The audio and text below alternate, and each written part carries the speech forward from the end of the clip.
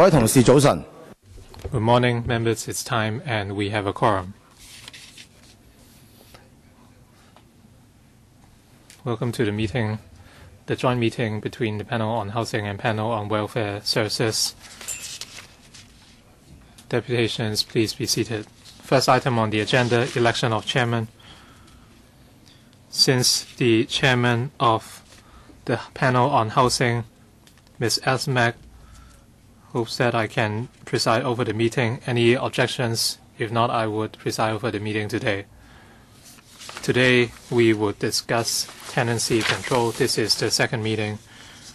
At the joint meeting on the 6th, on the 4th of June, we have already taken views from deputations, and 32 deputations would attend, while 5 others have sent in submissions.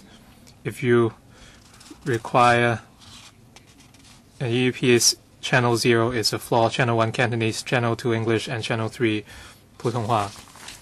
You will have 3 minutes each. I'd like to remind deputations and individuals that your speeches and submissions will not be protected under the Legislative Powers and Privileges Ordinance.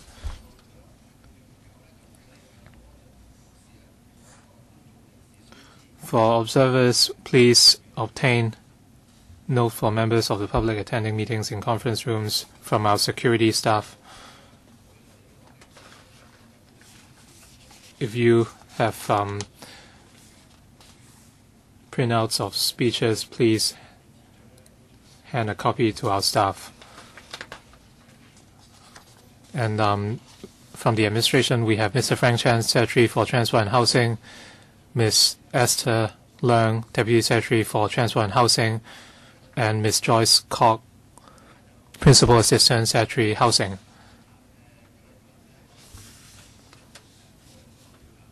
So we would have to end on time today, so deputations would have only 3 minutes each.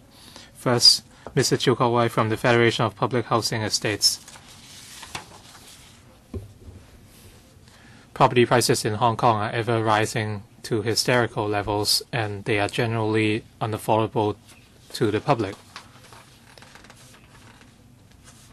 According to the Housing Authority, the average waiting time for public housing is 5.1 years, and for elderly applicants, 2.8 years, which are new highs in the last 18 years.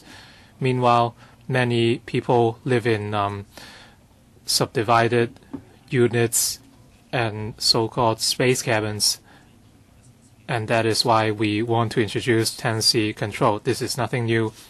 It has been implemented by the government in the past. There is no lack of flat in the tenancy market, but the rental levels are unreasonably high, and tenants' rights are not being protected. We hope that measures can be introduced to safeguard tenants' rights. As for the right for tenancy renewal, unless the owners want to recover the flats, we should stop them from reletting their flats to other tenants, and this would better protect the tenants.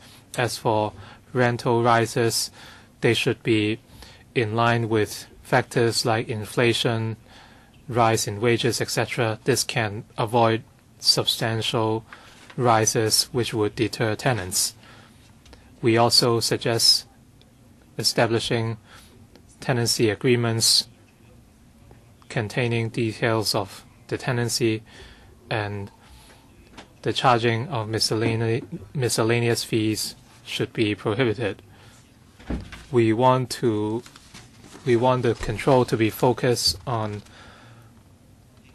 domestic residential buildings, but not commercial buildings. Most families would rent smaller apartments. So in terms of rental levels, there should be some form of control. For apartments of less than 40 square meters, the cap on rent should be about 15,000. And there should be tenancy control. We feel that the control does not need to apply to all flats. For households who have been waiting a long time for public housing, well, we hope through tenancy control we can protect the interests of both tenants and owners.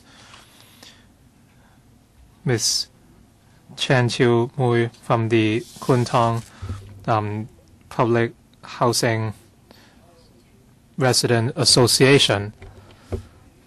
I will speak in Putonghua. I'd like to thank the panel for giving me the chance to speak. My name is Mui. I speak on behalf of the residents. I'm from a low-income family. The old has to take care of the young at home, and I'm under great pressure, and sometimes we have health issues. For families with less productivity, they have to stay in small flats, which would affect their physical and mental well-being. So I hope the Secretary can build more PRH units for us. Mr. Siu, I live in Kwun Tong.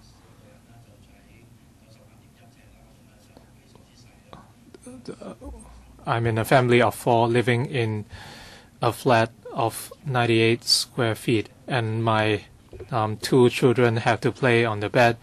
The government does not implement rental subsidy or tenancy control, so I have to move places every single year for 5 years already. So by the time rent is raised again, I do not know where to go. I'm receiving CSSA, but the payment is inadequate.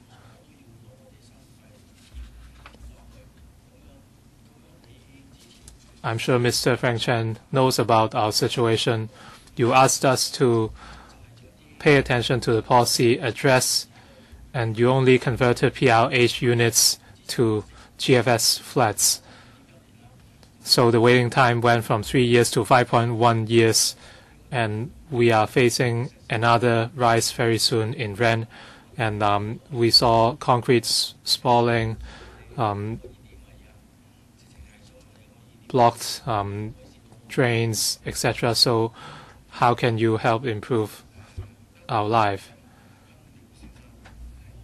Mr. Ng Kwan Lim from the Kwai-chung Subdivided Flat Residents Alliance. Thank you. In the last open hearing, a lot of deputations already talked about tenancy issues with subdivided unit or other tenants. There are currently 92.7 thousand subdivided units. We have almost 220,000 living in SDUs. Every time there's a report, we learn that the figure is ever rising. The waiting time is ever increasing for PRH. The latest figure is 5.1 years. So we are getting sick of this when the government is not doing anything. Last year, residents talked to Mr. Frank Chen and his team. We mentioned different proposals, and when we talked about tenancy control, you said that everything could be discussed, and a few months later, you publicly said that there are different factors to consider if tenancy control is to be introduced. Lately, when you met with different organizations, you told them that tenancy control was not possible. So we're very disappointed. Mr. Chen, do you really have the sincerity to face squarely our plight? We have 210,000 people that have housing needs. And we've heard that there will be new policies increasing the supply of housing, etc. And that also there is this huge debates on land. But you are talking about building artificial islands. Well, people say that it takes years and years for such an island to be built, and they will die before that. So we are very depressed. You really have to solve this urgent problem. We are facing a big problem. So you are still telling us that you need time to identify land, and you have formed a task force, and Mr. Wang Yunfei says that he's only responsible for identifying sites. So are you really helping the grassroots tenants? We've been talking about rental subsidy. It is said that it may push up the rental level. And now you are imposing a vacancy tax. But how about secondary market properties? If we have rental subsidy and tenancy control, then the problem can be allayed. And if you also impose vacancy tax on secondary properties, the problem can be solved. No, don't just respond to these problems individually. You have to look at all of them as a whole. Earlier on, Mr. Frank Cheng said that he really wanted to solve the housing problem. That's the thing he wants to do most. So would you have this three-pronged approach, that is tenancy control, rental subsidy, and vacancy tax? Next, from Kwai Chung, we have Madam Kwok Ying-yun, or Ms. Wong. Now, for those who are inadequately housed, they are in dire straits. I'm sure the government members and legislators are very clear about this. I don't want to go into the details. You really understand this problem. At the last public hearing,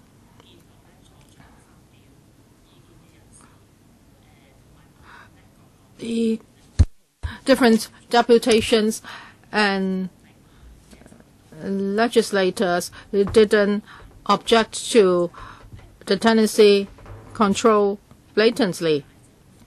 So why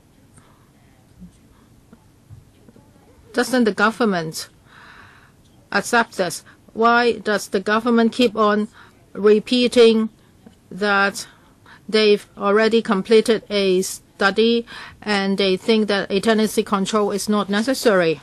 So we are all asking the same question. Why?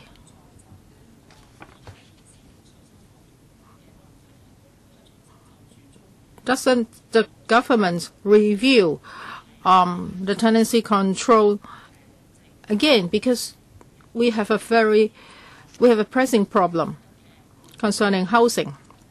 And for tenancy control, it's not just about the limitation on rent increase, is also about the security of tenure for grassroots tenants. We want to stress this point. We hope that the government would respond to us. Why don't you do it? You don't even conduct a review or a study on it. Last time the Secretary said that now the government is providing a lot of support, for example, CSSA, low-income family subsidy, etc. But this is not targeting the rental problem and the problem of tenure security. You are not facing these issues squarely. So a lot of people are very angry. These so-called measures are not helping us. And you are just shifting the focus. So I want the government and the Secretary to be courageous, to be bold, so that this big problem of housing can be resolved. Last time, the Secretary choked on tears when he talked about this. So other than being sad, I hope you can really take actions to help us. We are in dire straits. Thank you. Next, Ms. Hong Yat Lan, who is from Kwai Chung SDU concern group. Now you are holding 2 public hearings. I'm sure you have heard a lot of problems about subdivided units, SDU. Now many people cannot afford the rent in the private market, so they are forced to move into SDUs situated in industrial buildings. In the past, most of them were singletons, but now even families with children would move into industrial buildings because they cannot afford the rent of residential units.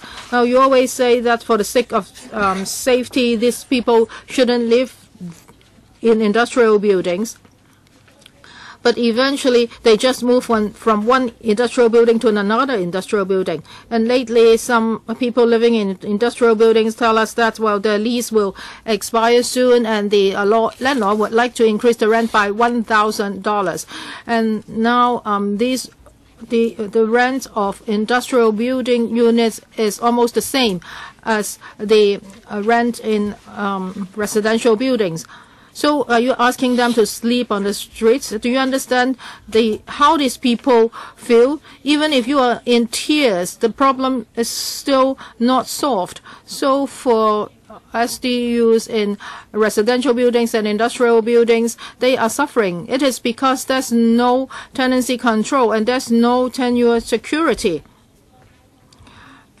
Well, a lot of people would have to go to work today, or they have to take care of their kids, so they cannot come to this public hearing. But I've brought this with me. This is a tenancy agreement that I and the tenants put together. For ordinary tenancy agreements, there are a lot of problems. So we come up with this one. This is in English, Chinese, and Urdu language. So for rental increase, it cannot be increased by 5% per time, and the landlord cannot charge unreasonably for water, electricity, management fees, etc. So this agreement is to protect both the landlords and the tenants.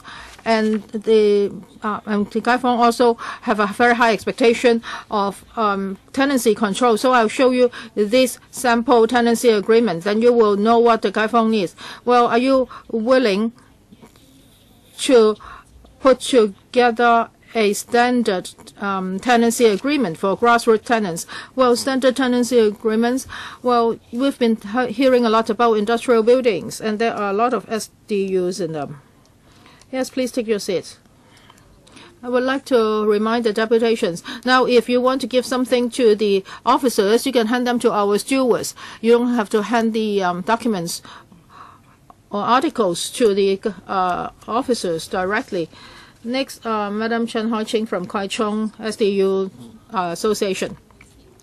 Well, before the public hearing, we asked the secretary to receive our petition letter, but you refused to do that. And now I would like to tell you what our actions will be. And you will have to understand what we think. At the last hearing, you heard about the SDU tenants' plight. You were sad, but you didn't do anything. You were just saying that PLH will be built, but that cannot be built overnight. So what would happen to the sitting tenants? You say that, well, for CSSA, there's already a subsidy for rents, and also there are different allowances, such as work incentive, transport subsidy, work family allowance, etc. But they do not target the rental problem. The SWD has conducted a study. In 2016, over 29,000 CSSA families lived in private residential units. For over 15,000 of them, they are paying more than the CSSA subsidy, and over 40% of the CSSA recipients have to pay extra for their rents. So for your rental subsidy is really divorced from realities. Do you really understand the plight of these people? You are adopting a laissez-faire policy. So what does the government do? The government's role is to distribute resources in a fair manner, but now we are facing an imbalance in society. The market is overheated. Well, SDU is a very poor environments to live in. Just now, we wanted to send you back our tears. Now, these are the tears of the Gai Fong. You don't pretend to be sad. That cannot solve the problem. Whether our children living in SDUs, they want to come here to tell you how they feel too, but they have to go to school today. So I'm speaking on their behalf. This is a picture painted by them. This is their homes. You can see that it's very small, very constricted, a lot of cockroaches. They are very unhappy. It's a very small space. They cannot play in it, and they, even if they want to do homework, they have to do it on their bed with a board. So the whole childhood is here. How can you tolerate this? They just want enough space. They want a clean environment. They want air conditioning. These are minimal requirements. So why do children living in SDU have to suffer all these? Have you heard their voices? Their parents are also very unhappy because they think their children are inadequately housed. Is it because they have too low an income? No, it's because the government doesn't discharge its duties. It's not adjusting the overheated market. Ms. Poon Chuk-yi from Kwai Chung SDU Union. Now, I would like to talk about tenure rights. Well, people are now living in smaller and smaller units and SDUs. I understand that the United Nations has a convention on social and economic rights. I think Hong Kong is a party to it. In 2014 June, a report was submitted to the UN. I've read the report. On paragraph 11.4, it said that for the government's subsidies housing policy is to assist low-income families who cannot afford private housing. But what's the actual situation? You can look at the figures. For SDU tenants, the number of it is going up all the time, and after 4 years, the situation is even worse. Has the government done anything to help them? I really have a query. So for the UN's response to these reports, they say that Hong Kong should look at things from the point of human rights. You have to consider housing for singletons, new arrivals, and SDU residents. They should be housed. They should be housed adequately, but I don't think this is what Hong Kong government is doing. And also for security of tenure, you have to ensure that legal protection is given to tenants so that they would not be driven out from their accommodations or harassed. Unfortunately, in Hong Kong, we do not have tenancy control, so how can we have legal protection for these the underprivileged tenants? As for the Census and Statistics Department, it says it's stated that for 17.2% of Hong Kong's population, they have moved within a year. So this is a big problem. So how can people live in a dignified manner? How can they be properly housed? If there's no tenancy control, what measures do you have to ensure that people have adequate accommodation? So we are talking about tenure rights and adequate accommodation. This is not just a talk. We should really do it. We have from Kwai Chung Sunshine Kai Fong Association, Mr. Leung. I live in Kwai Chung for several years. Earlier on, I was living in a building for 2 years. It's very small. The rent was $1,800, and after 2 years, it's increased to $2,000. The environment is very poor, and there are also rats. I thought about not continuing and find somewhere else, and I moved to somewhere even smaller at the same price. However, I had no choice because I can only adjust my daily expenses based on the rent.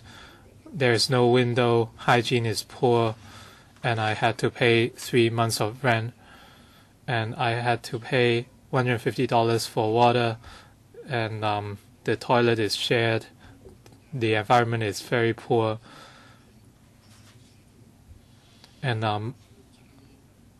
I had no choice but to live here, and I felt miserable because there are no windows in the place. So I hope the owners would not overcharge on water and electricity tariffs. This is ridiculous because they don't show me the bills, so they just charge us whatever they want. So hopefully those on the waiting list for public housing can be housed soon. That's all. Can we allow us to identify your face? We would follow up on the issue of overcharging of fees. Mr. Liu from the Kwai-chung Subdivided Unit Tenants Connect. I have lived in Kwai-chung for a few years. The environment is very poor at the SDUs. There are rodents and mosquitoes, and there's also spalling concrete, which the owners would ignore. Yesterday there was a power cut as well. The indoor temperature was at least 37 degrees. We could not sleep. And the power was also was only repaired yesterday.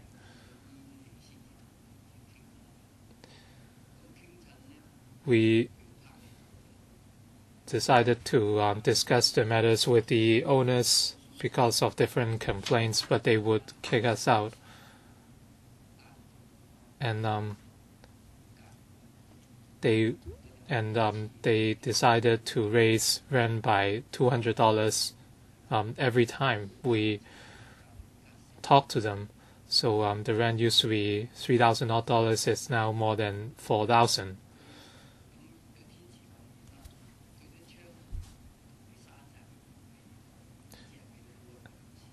And the owners would not allow us to open all the windows despite the hot weather.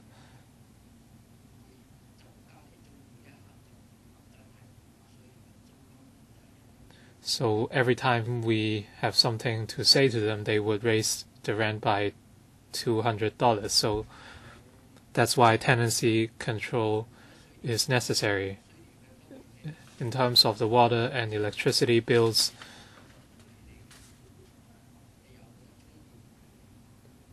they don't care if we have water for flushing, and they would charge $9 per square meter, and for electricity it's $5.8 per unit. That's all I want to say. So this shows that SDU tenants have no bargaining power at all, and they face constant rental rises. Ms. Tam Ki-ying from the Kwai-chung Rooftop Building Residents Group. Many residents have made their voices heard, and the government has said why tenancy control is not feasible. The Secretary said that tenancy control would lead to higher rents and lesser available units. So I'd like to talk about people who live on rooftops. For rooftop buildings, they are unauthorized building works, so the area is relatively big. But in Kwai-chung, a 150 feet unit costs $9,000 in rent.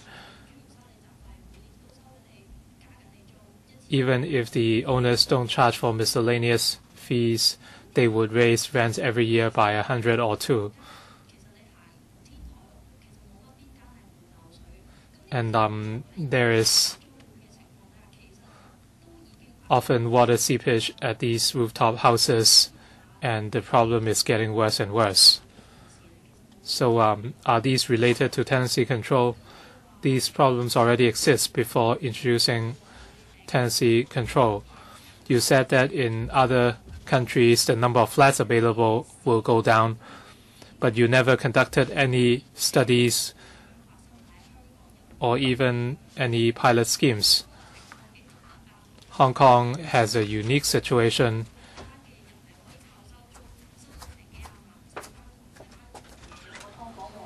Would a lot of people in other countries be able to rely purely on rental income? If you come to a conclusion without even trying, it would be unfair to residents. Some residents said they might be kicked out anytime by their owners. So for those living on rooftop buildings, according to the agreements, the owners can stop the water and electricity supply anytime. And even in the fixed contract period, owners can ask tenants to leave anytime. This is not a legal issue because in an unregulated tenancy market, what the owners say would always be final. Apart from crying, what else can you do, Secretary?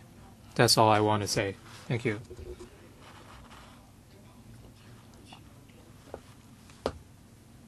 You talked about a rent of more than $9,000 for a 150 square feet flat.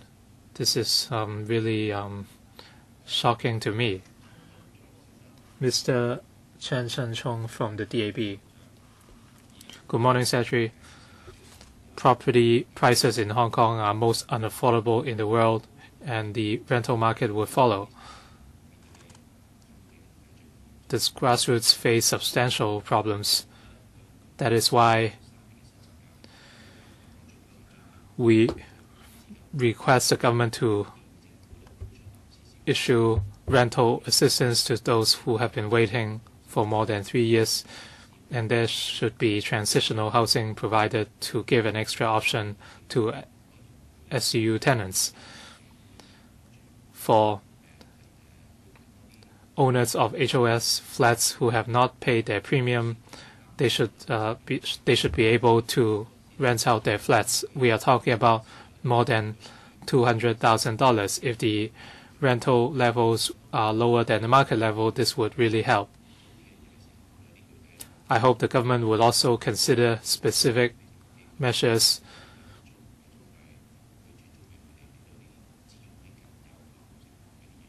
and resources can be given to the most needy person. At source, more units should be offered. And in terms of tenancy control, the government should consider several factors. The implementation of tenancy control elsewhere has led to issues. If the introduction of tenancy control leads to further issues for the grassroots, I think that it will go against its intent, so we must be careful. Thank you. Mr. Wong Chi-wai from the Hong Kong Coalition of Social Service. Before we talk about tenancy control, I'd like to talk about a recent study, which is the Hong Kong Development Index. We have been doing it for 18 years. We have experienced SARS, the European financial crisis, and we noticed that Hong Kong has sustained a momentum for growth. With a vibrant economy, our social development has stagnated. One main reason is a regression in our housing development, which drags down the overall development. When we talk about housing development in Hong Kong, one of the indicators is the ratio of housing expenditure to total housing expenditure. Why are we looking at this ratio? We can cut back on expenses such as food, but housing is indispensable.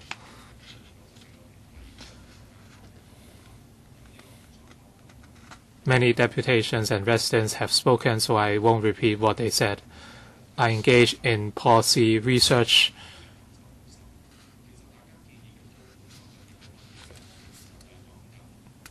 The proposed tenancy control means that owners must carry out basic maintenance and priority should be given in tenancy renewal. They are allowed to raise rent reasonably, let's say by 5%, which is higher than inflation. These are very basic requests for tenants. These are very fundamental requests. The current tenancy market is out of balance. Owners have huge bargaining power, and tenants and SCU tenants are in a very bad position. The Secretary and the past Secretaries have said that tenancy control is not feasible, and I'd like to know why. And they said that the availability of units would regress after introducing tenancy control. The government is stimulating supply, but if you don't impose any control, it would be difficult. When other countries implement tenancy control, they would consider a financial incentive for owners, and they admit that compensation is needed for owners. For the Netherlands, the control is most stringent. We saw the prefabricated houses in the Netherlands because we wanted to know why the supply of housing in the Netherlands is so stable despite the stringent controls. For the HKCSS has introduced modular housing, and the government should review whether tenancy control can be reasonably introduced. Mr. Xiu Leung Chiu from the Chunwan Old District Tenants Action. And the waiting time is longer and longer, and rent is going up crazily. So rent tenancy control is necessary. My name is Xiu. I represent the tenants living in the old district of Chunwan. Many people are living in SDUs with very poor environments.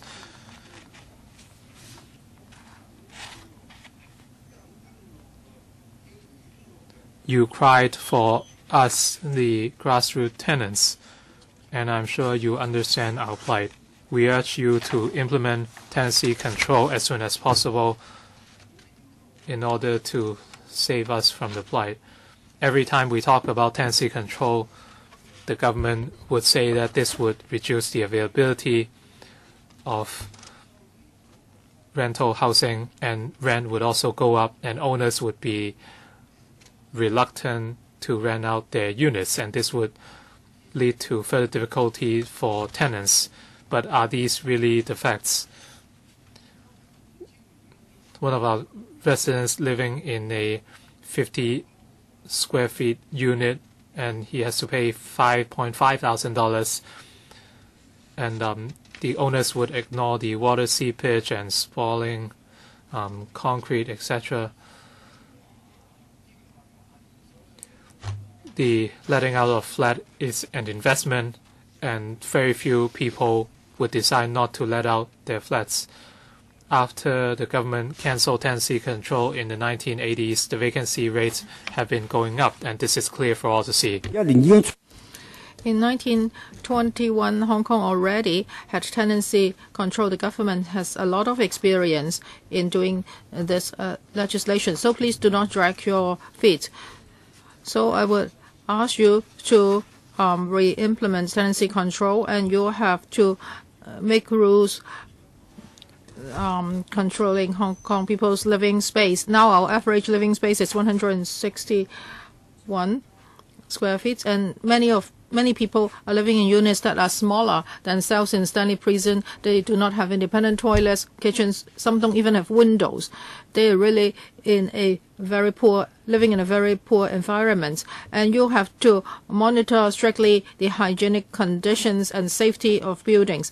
And also you have to legislate on tenure security. Landlords shouldn't be allowed to kick out their tenants as they like. Next, Mr. Kai-ming from ADPO, and I would like to tell you a story today. The protagonist is Miss Lee. Miss Lee is 62 years old. She's been waiting for PLH for a number of years, but she still cannot be housed. She doesn't have money, so she has to rent at SDU. Well, for the first time, she rented an SDU. She lived there for 1 year. She paid her rents punctually. She wouldn't ruin the unit. But the landlord asked her to go. One day, the landlord says he's going to sell the unit. And then she moved to another SDU. But she has to sign tenancy agreements every month. And she asked the landlord why. The landlord said, let's try it because you are a new tenant. So she signed the tenancy agreement on a monthly basis. After 3 months, the landlord said, well, I will not rent my unit to you. You better leave. And the property agents told Miss Lee, actually the landlord was renting it on a monthly basis because he's looking for tenants who can pay higher. So eventually Miss Lee met a nice guy, a nice landlord. He really understood her plight, and he promised that she could continue to live in that SDU until she get a PLH unit. So I think you've heard stories like that. This is a story about rental increase, about kicking tenants out. You talk about poor environments. It's hot, or it's dirty, etc. We all know about that. But today we're not talking about tenancy control, and we are very concerned about SDU tenants because there is no tenancy control, so they are facing all these problems. Rents increase all the times, and they are kicked out by their landlords. Well, if you have if there's tenancy control, it's also good for the government. So you can stabilize property price, and rental levels will not go up endlessly, and you can show people your achievements. The rent goes up all the time, and so does inflation. So you can allay inflation by imposing tenancy control. Tenants should enjoy an equal status with landlords. Some deputations say that what the landlords say are laws. They can do anything. They can kick you out within 2 weeks. We've seen cases like that. So, Secretary, you don't have to choke on tears anymore. You don't have to tell us about the negative impacts. Tenancy control must be imposed as soon as possible. Otherwise, we will be reading more news about tragedies. Mr. Wai-keung from Waiting List Concern Group. We are people who have been on the waiting list for more than 5 years and still cannot get a PLH unit. Now there are more than 300,000 people on the waiting list, and we've been waiting for more than 5 years. This is really a long wait, and in the meantime, we are forced to live in SDUs. You know about SDUs. The rents is increased every year, and we are overcharged for gas, water, and electricity. And if the landlord wants you to leave, they would give you less than a month's notice. So we cannot get PLH units. We hope that the government can review rental levels every 2 years. Please be sympathetic with us. We have been waiting for a very long time for public housing. You should enhance the security of tenure. And there should be rules governing the overcharging of gas and water charges. The rental increase rate shouldn't be higher than the inflation rate. For those who have been on a waiting list for more than 3 years, rental subsidy should be provided.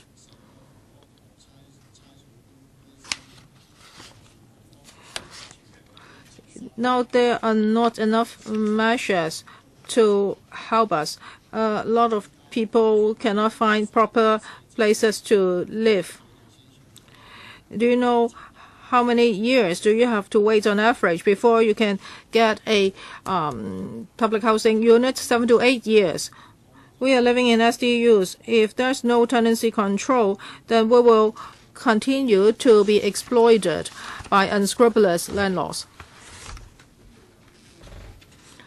From Kwun Tong to Kwai Chung to Chin Wan. Now we'll go to the Western District. Ms. Lei Mei, who's from the Western District. In the past 14 years, we have been telling the governments that we face a huge housing problems. The government is sacrificing the housing needs of grassroots tenants, and there's no tenure security for us, and no tenancy control whatsoever. Tenants' interests are being damaged. We are poor people, and the relevant laws have not been reviewed for 14 years. In 2004, the tenancy control was abolished, and the production of PLH has dropped significantly. From 1997 to 2002, the rental level increased, and now there's not enough housing supply. For smaller units with an area of less than 400 square feet, the rental level has increased significantly. In the past 10 years, the government hasn't done anything for grassroots tenants. No improvement measures have been implemented. Rents go up all the time. The government and property developers join hands to kick out tenants. The property market is distorted.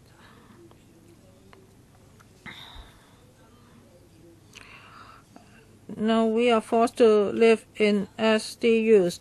The market is so distorted that the rents per square foot in SDUs is even higher than that of luxury flats. The rental increase rates can be up to 20 or even 40%. And when we live in a unit, we may be kicked out within a few months. Water and gas charges, as well as electricity fees, are overcharged. As for per unit of electricity, the tenant owner will charge $2.5. And for water and gas charges, it's $50 per person. So you can see that for the grassroots tenants, they really don't have the power to bargain. Housing is a basic human right. The government has the responsibility to stabilize the property market for grassrooters. You should impose a limit on rental increase. And when tenants are asked to move, they should be given a reasonable notification period. And also for sitting tenants, they should be given the priority to renew their tenancy agreements. Tenants and landlords should enjoy equal status. Only by doing that we can enjoy equal opportunities. And for driving out tenants, that should be illegalized. You must impose tenancy control immediately. The relevant laws should be amended.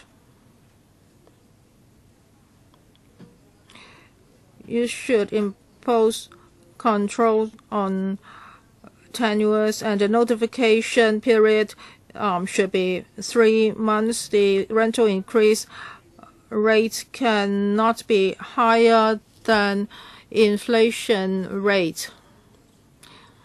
Sitting tenants should have the priority to renew the tenancy agreement. As for lease terms, you should state very clearly that gas, water charges and electricity fees should not be overcharged. The landlord should be responsible for repair and maintenance. The safety of buildings should be ensured, and an interdepartmental working group should be set up to review the housing safety net, and laws should be enacted to review the tenancy situation in Hong Kong. Thank you, Mr. Chung-hung. The CE, Mrs. Carrie Lam, said that we are all in the same boat. Well, when you, in the lyrics, they say that, well, if you see me, I'm actually here to protect you. But is she protecting property developers or grassrooters? I can show you some figures.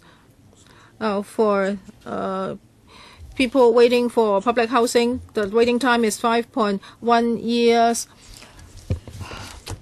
210,000 people are living in SDUs.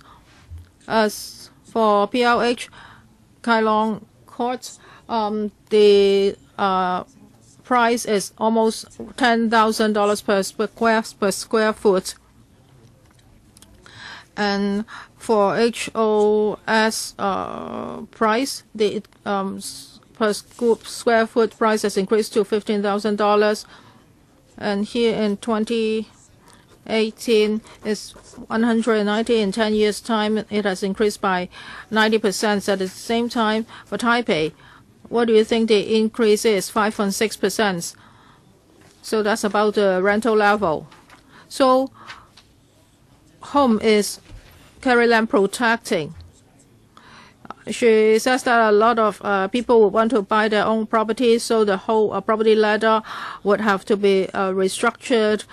And actually, she thinks that she represents the views of these people. It's like what C.Y. Lam said in the old days, that is, he spoke on behalf of a 5-year-old child. Well, you have to stop and think.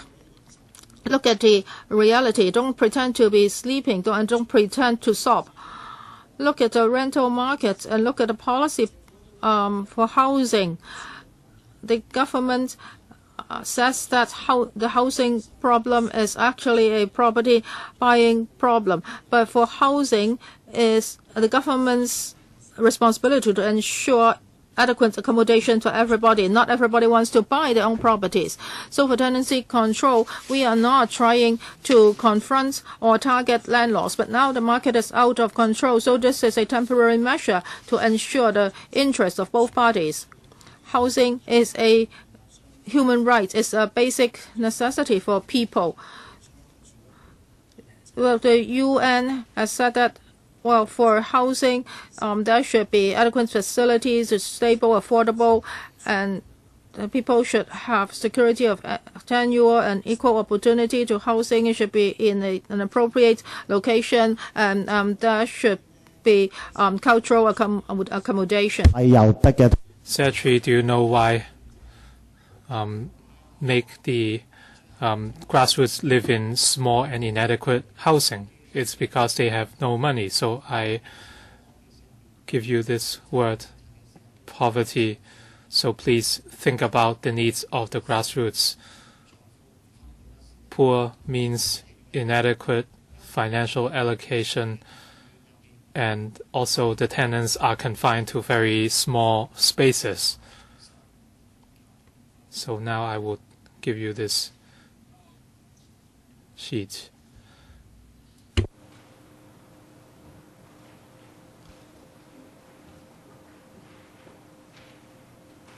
跟住咧，請賴麗女士。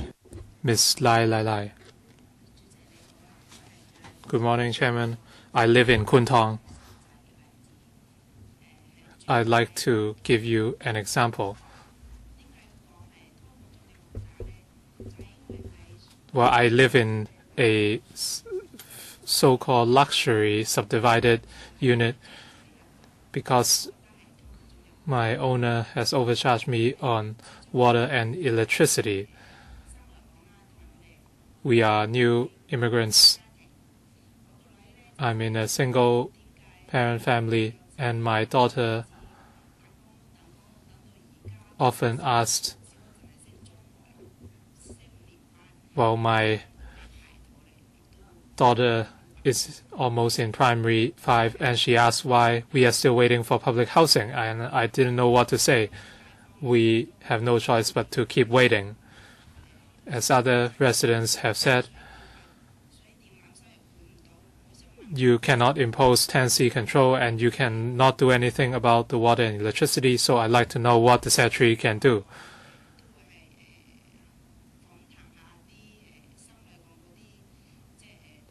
I often visit other new immigrants, and I often volunteer.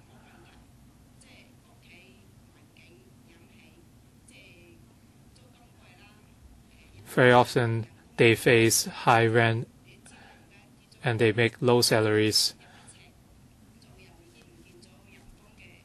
For a 100 square feet unit, the tenants have to spend half their salaries on rent.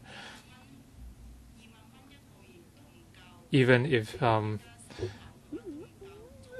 the father makes $20,000, they cannot pay the rent, water, and electricity, etc. And these lead to a string of family issues.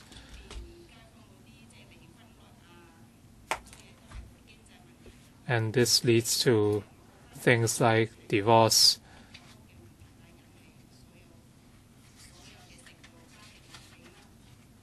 So housing issues can lead to family problems. So, Secretary, I hope you can do something so that we can find housing.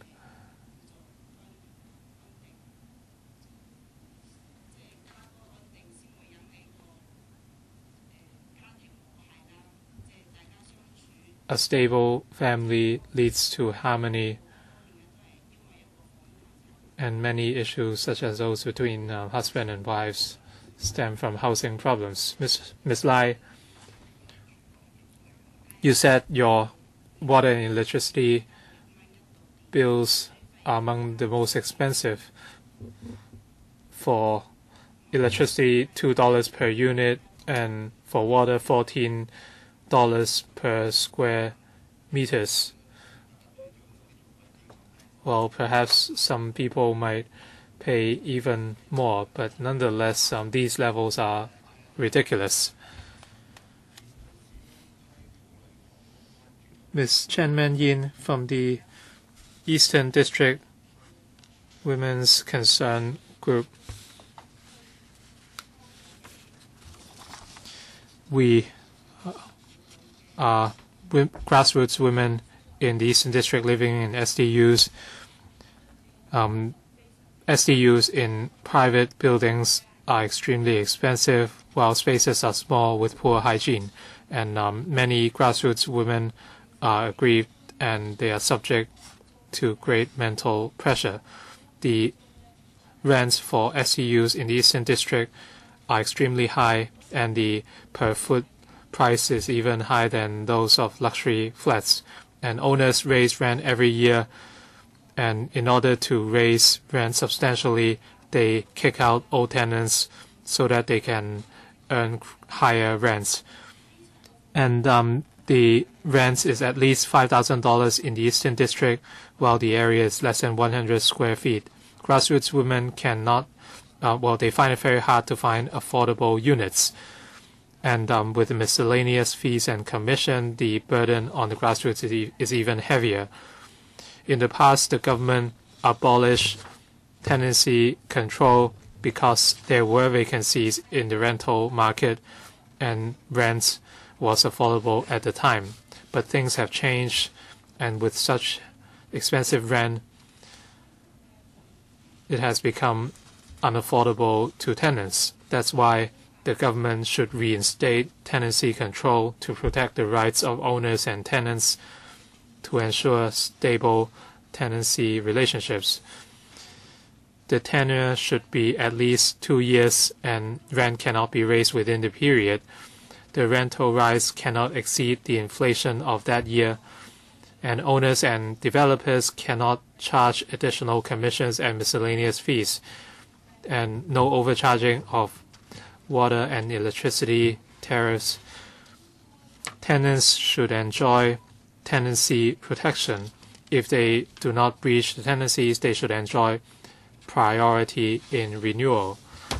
From Ms. Lam Choi-kwan from the Sham Shui Po and Nothing's Housing Concern Group. The rent in Hong Kong is expensive, and there's no control, no standards, and there's overcharging. Rent is expensive and it rises rapidly. For the grassroots, the majority of their income goes towards rent. We have no choice but to live in smaller and smaller flats. I'm an SDU tenant, and I have rented a 100 square feet unit since 2015. The rent used to be $2.8 thousand, and the next year the agent told us that there would be a $300 rise. So every year the rent would go up by a few $100s. So the accumulated rise in 3 years was 29%, or almost 10% every year, and this is substantial. The grassroots face substantial burden in housing. If rent continues to rise without control, our living quality would continue to decline. 2. Overcharging. Currently, property agents adopt different practices.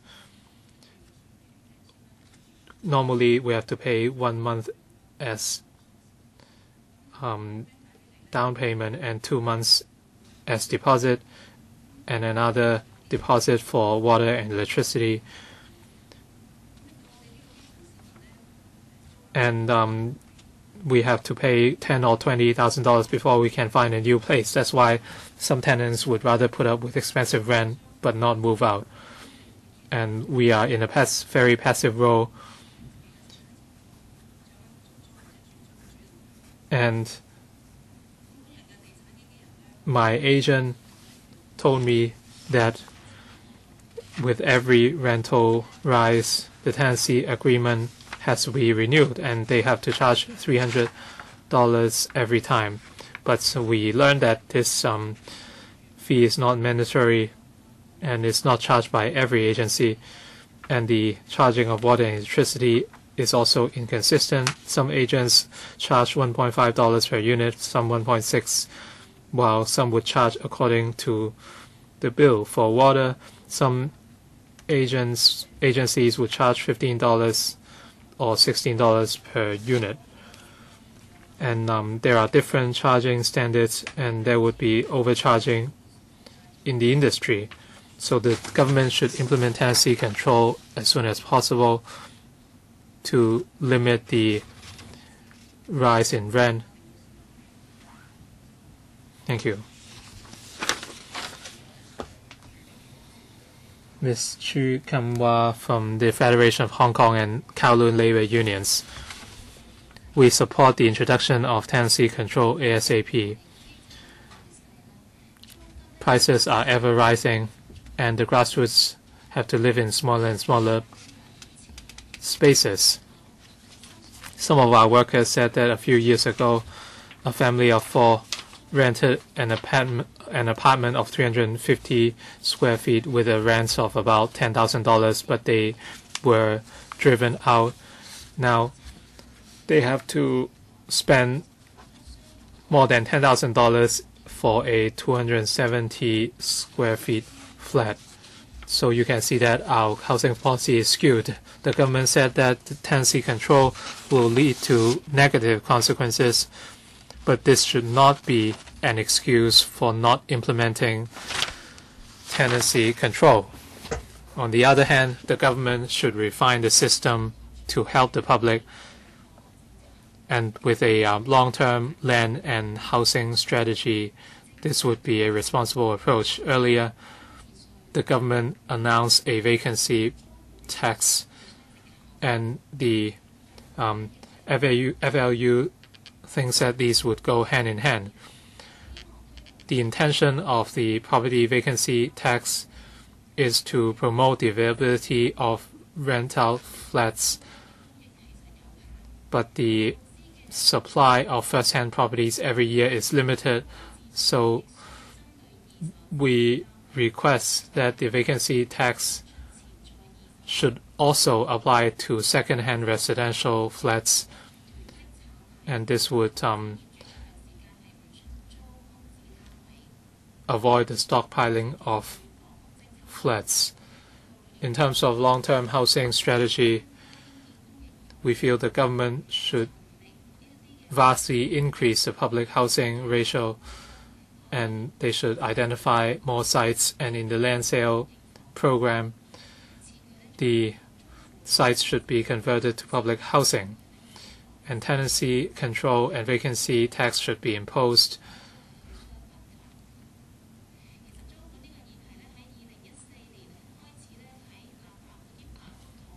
Tenancy control has been discussed in LegCo since 2014, but we are not going anywhere. There are stronger and stronger calls to reinstate tenancy control, so the FLU hopes the government would listen to the public and establish tenancy control ASAP. Yes, we have been discussing tenancy control since 2014. Are there any new justifications for or against it? Next, Mr. Lee Ting-fung. Thank you. I am a social worker. I support the reinstatement of tenancy control. Since tenancy control was abolished in 2004, we saw a lot of negative consequences. 2005 was the most terrible year. At the time, the Far East banking tower owner in Chung-hung wanted to redevelop the building, and many tenants were forced out. Some tenants could not move out, and the owner carried out redevelopment at the building's exterior in a hope to kick out all the tenants. So the owners resort to all means to maximize profit, but down the years, the government has stood against reinstating tenancy control. So let's look at those arguments. One, these control would affect the interests of owners, and nowadays owners can overcharge on water and electricity, and with the rates waiver by the government this year, tenants cannot even enjoy rental subsidy. So who is the biggest loser? So tenants are living in smaller and smaller units and paying higher and higher rents. Their interests are sacrificed. And tenancy control will drive up rent. Well, if we look at the ratings department's figures for the private property market, rents have been going up. for smaller units in the urban area on Hong Kong Island, per square foot $467, and on Kowloon side $397. So for a 200 square feet SDU, the average rent can be up to $7,400. So if we look at the reality, tenancy control would not increase vacancy rates.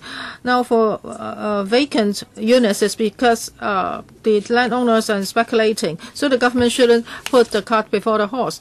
Well, the government is now imposing a vacancy tax because you know what the market is like. And thirdly, without tenancy control, tenants' bargaining power can be enhanced. Is that true? Well, the government says that because housing supply has increased and PLH waiting time is now decreasing, so they could do away with tenancy control. But when you hear about all this, it's a joke. So for the PLH waiting time, on the average 5.1 years, over 210,000 people are waiting, and the government has suggested that people want to buy flats, and this is a property purchase-led market. So the government should change its policy. Next, Mr. Wong Chi-sung, who's from To Kwa Wan Housing Concern Group. Lately, there have been a lot of redevelopments in To Kwa Wan, and because of the construction of this SCL, prices have been go up, but tenants are being driven out. And for the tenants in To Kwa Wan, they are facing this big plight because there is an imbalance of power between landlords and tenants. Tenants' interests are not protected. After tenancy control was abolished, rents have been going up. As for May rental indicator is 190 and is increased by 8.8%. However, for salary increase is only 2.6%. Because there's no tenancy control. So tenants have no bargaining power against tenants. And tenants can be kicked out by landlords. Landlords do not repair their properties and they charge a lot of side payments. So when there's no tenancy control, there will be power imbalance between the two parties, and tenants will always be the victims. Earlier on, Frank Chang had a meeting with the Guy Fongs, and he said that everything can be discussed. But for the latest policy, it doesn't help the grassroots who are in great need. Now, for vacancy tax, it's only 4 to 5% of the property price. However, property price has been skyrocketing. And the definition of vacancy is unclear. There have been a lot of criticisms, and the property developments are not afraid of this policy. So if you really want to increase housing supply and enhance the rental market, why don't you increase the tax? How about incremental tax? How about vacancy tax on second-hand properties? And for public housing and private housing ratio 7 to 3, it sounds good. However, according to the government's present thinking, many of these units will be sold. There are more than 200,000 people waiting for public housing. So for that 10,000 units you are talking about, why can't all of them be public housing units? This is what the grassroots needs. So the government's policies are not helping the grassroots tenants in dire straits. What do Kai Fong need? They do not need the tears of Frank Chang, and they do not want to tell you about their sad stories. They want to enjoy equal opportunities. They want to have an adequate accommodation. So, Mr. Chen, can you give us a timetable? And can you conduct a public consultation? You should amend the relevant laws. Now, and if you want to listen to the views of the grassrooters, please go to the districts because they have to work every day. If they do not work for one day, they would lose a lot of money. So please go to the districts to talk to them. Mr. Kai-ming from Hon KWOK Grassrooters Concern Group. We are from Hon KWOK. Well, livelihood is very important for us. We want to live in a proper place, but now we are living in sheds, huts, even containers. So the condition is very poor. However, the rents have been going up all the time, and we are living in smaller and smaller units. We hope that there can be control on rents, and rents can only be adjusted every 2 years, and the increased rates cannot be higher than the increased rates of minimum pay. And if the landlord wants the tenant to move out, 3-month notification should be given. Priority of renewing tenancy agreement should be given to sitting tenants. We hope that the government would monitor the landlords strictly, and landlords should repair and maintain their properties. They cannot overcharge tenants for electricity and water. We hope the government would do a lot. We understand that the government won't do many things. We are helpless. We've been waiting and waiting, and we want our life to be better. Now, if you want to rent a container to live, you have to pay $5,000 or $6,000. Can you imagine living in a container? It's very hot at night. The government launches a number of policies. Is building modular housing.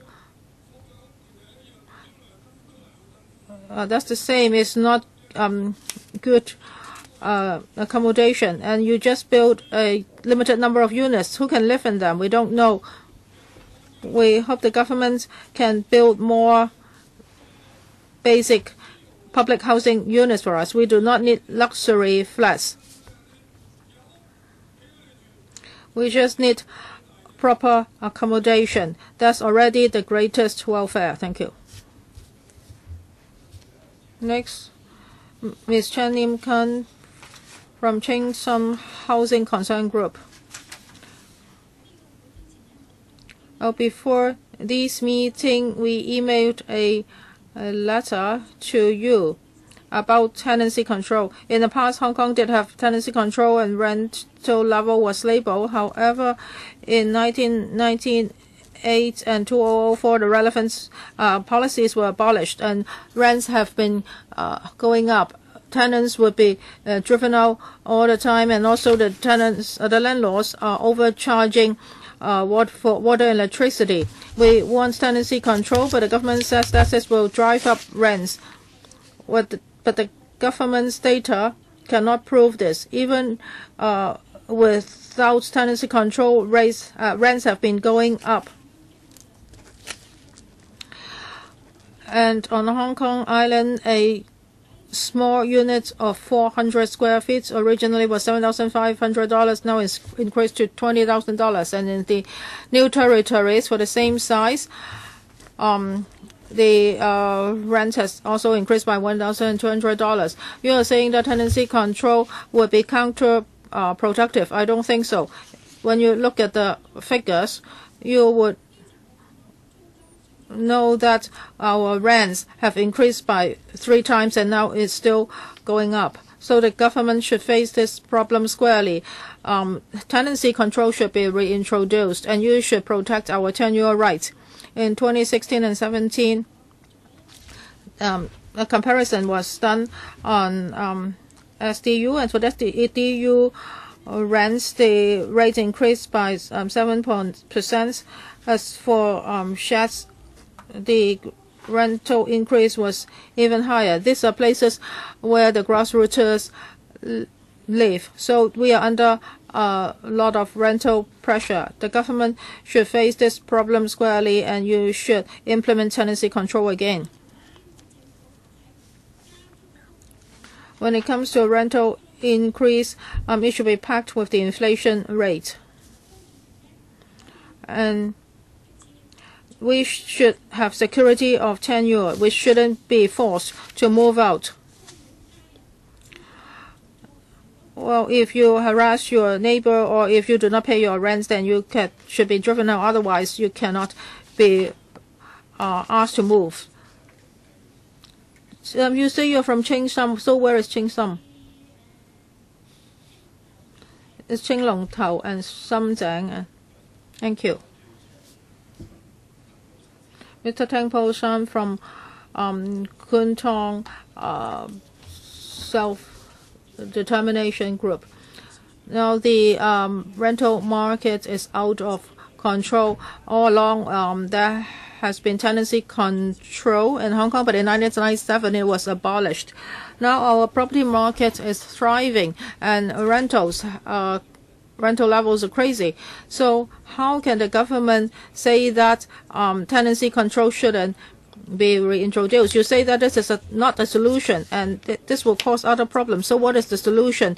You ban other people's suggestions, but you do not come up with a solution. And we are living in poorer and poorer environments. So what is the government doing? Are you protecting the people with vested interest? Now don't tell us about increasing the supply. We do not object to that, but this is not the final solution. Now, if you can provide enough PRH units, that will be all right. However, SDUs continue to exist, so the government must come up with some solutions. For those who are living in SDUs, they are grassrooters. They are in dire straits. They cannot wait. The government's attitude is like when we talked about minimum wage in the past. The government says that it's protecting the workers. Now you say that you are protecting the tenants. You are saying that tenants control will cause disasters. It sounds like that it will be the end of the world. Actually, you are threatening people. You want to exploit people all the time. So the minimum wage was eventually legislated, but all the threats didn't come true. So for tenancy control, the discussion is similar. The government says that it's protecting the grassrooters. Actually, it's a fearmonger, and the government is not determined, and it doesn't have the courage to target the people with vested interest. Now, for administration, the CE says that there's no vested interest. They are just the interest of people. Now, you should refer to a legal paper which states that tenancy control may cause certain problems, but these problems can be solved. Please read the paper. And also, we are going to give the secretary a leading actor award. Don't pretend to cry again. Don't pretend that you are sad for us. We are actually the people who are shedding tears. And if there's no tenancy control, we cannot be saved. Our last representative today is Mr. Wong Wai-keung. In the 60s, there was no tenancy control. I was living in a cubicle on Taiyuan Street. The landlord didn't charge my father for rent, and after 3 years, he didn't collect rent from my father, and after 3 months, he sued my father. I was 5 or 6 years old, and the judge asked me, did your father pay rent? I said yes, but the landlord refused to take it. So it was a big problem, and eventually the legislation was amended. In 1998, the tenancy control was abolished, and now Hong Kong is very chaotic. There are a lot of unauthorized building works and illegal structures, but under the housing department, they do not have a team to tackle these problems now. 好笑嘅咁就陳局長，我話翻俾你聽，最近呢啲。Mr. Frank Chan, recently you said you are going to build housing on top of car parks. Recently, there was burning of vehicles in the new territories by criminals, and if you are not careful, the housing could be burned. And I lived in temporary housing in Shangshui in the 1990s. The houses could be burned easily, and this can be catastrophe when people are housing. The rents in the 1990s for temporary housing was about $50 per square foot.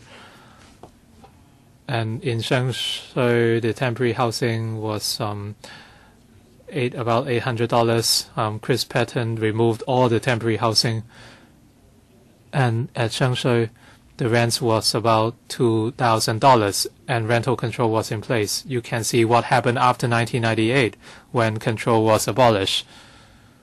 You can follow the radio program this morning, and a person who called in talked about the expensive rent.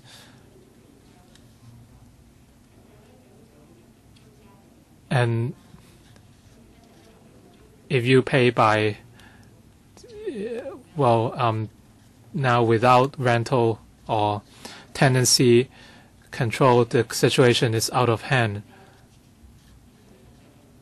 The Gini coefficient is 5.39. It might go up to 5.8 or even more than 7. We would invite the Secretary to respond, and after that the floor will be open to members. Mr. Wai-keung will move a motion without notice, and we will deal with the motion after that.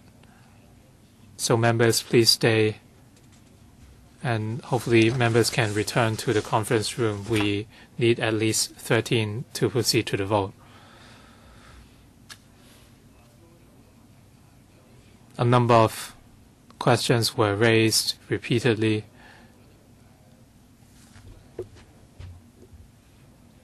There are there are problems in each district. To Ko Wan, Shan Shui Po, Kwun Tong, Hung Shui Kiu, Shing Long Kao, Sham Chang, Kwun Tong. We have heard from people in all these districts. We have more than 200,000 SCU tenants, and they all have their difficult stories.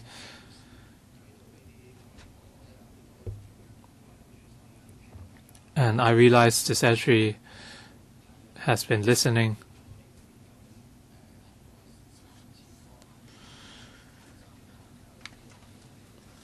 And is the format of the tenancy control the same, or has it changed still 3 years ago? These are issues the Secretary must address.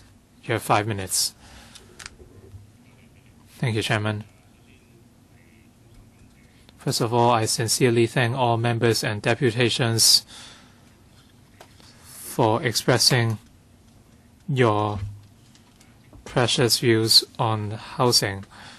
With the current imbalance in housing supply, property prices and rent remain high, and there is heavy burden on a lot of people. There is a lot of inadequate housing, and there are calls for the government to implement tenancy control to help the grassroots tenants. Deputations talked about some benefits of tenancy control, as well as views and observations from the government. I'm sure you all know about the pros and cons of tenancy control.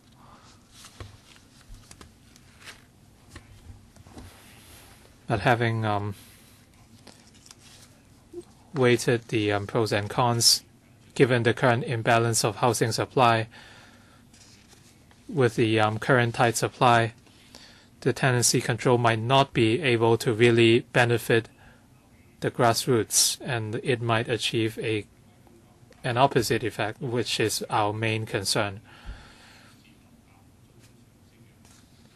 To tackle the root of the problem, constantly increasing housing supply is the most fundamental solution.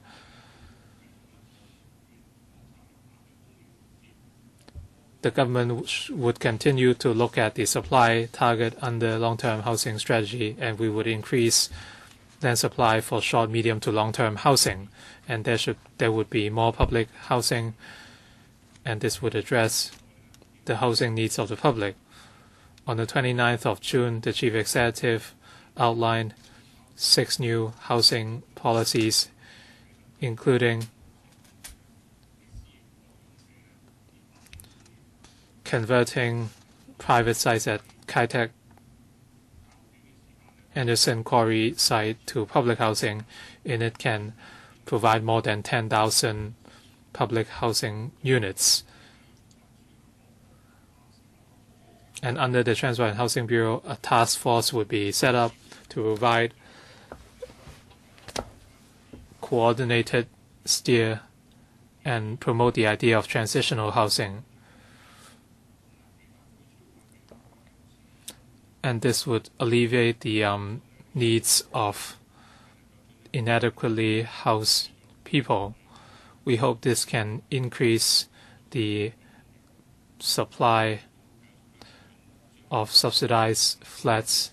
The SAR government would do its best to address the current imbalance in supply and demand for public housing. The government has also been adopting different measures. So in terms of welfare, housing, etc., support would be given to tenants. Eligible persons can resort to compassionate housing or the express flat allocation scheme. As for CSSA recipients, they can enjoy rental subsidy if the rent paid by CSSA recipients exceed the cap. They can receive additional assistance under the Community Care Fund. As for other recurrent cash measures, including the Working Family Assistance and Transport Subsidy, they can support low-income households.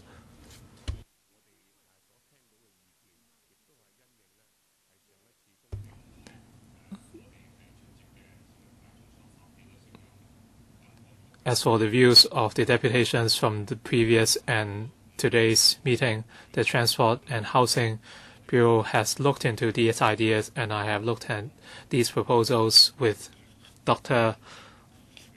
Losi Kwong. We would explore the feasibility of a new pilot scheme, and when details are available, they would be announced. Thank you. Secretary, you said the LWB and THB would launch a subdivided unit pilot scheme. Are you going to disclose more details? Would cash subsidies be given?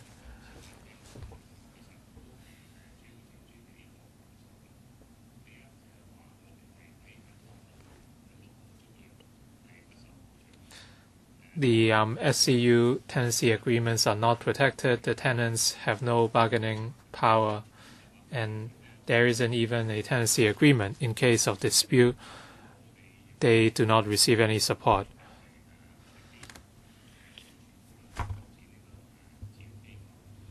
We have discussed this with grassroots residents and volunteer organizations. Many volunteer groups are already helping SCU tenants. They understand the situation very well.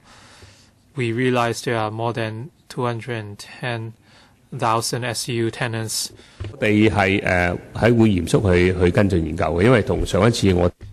We will certainly follow up in a serious manner.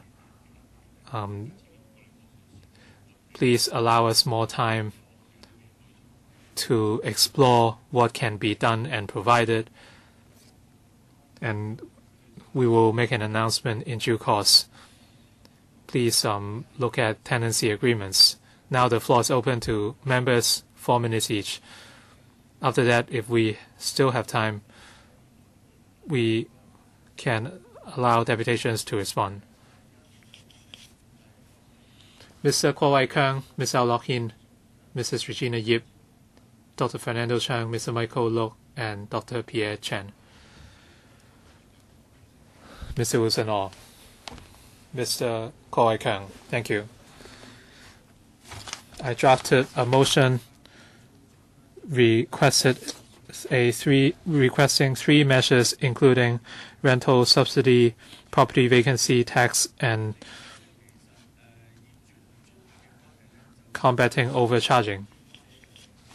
And like the relationship between employers and employees, tenants usually have no bargaining power, just like workers. In 1998 and 2004, tenancy control and tenure guarantee was abolished because there were tenants who refused to pay rents and other tenants had to suffer. But the situation now has changed.